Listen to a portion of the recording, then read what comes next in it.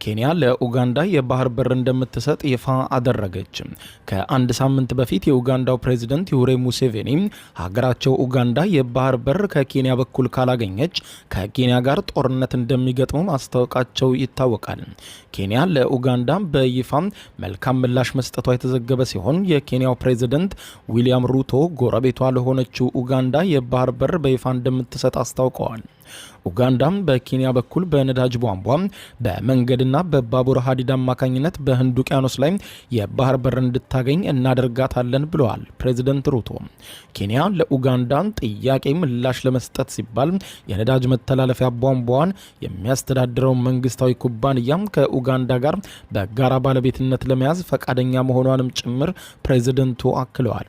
ኬንያም በቻይና እርዳታ የተዘረጋውን የባቡር ሀዲድም በቅርቡ እስከ ኡጋንዳ መዲና ካምፓላ ከተማ ድረስ እንደምትዘረጋው በፕሬዝዳንቷ በኩል አስታውቃለች።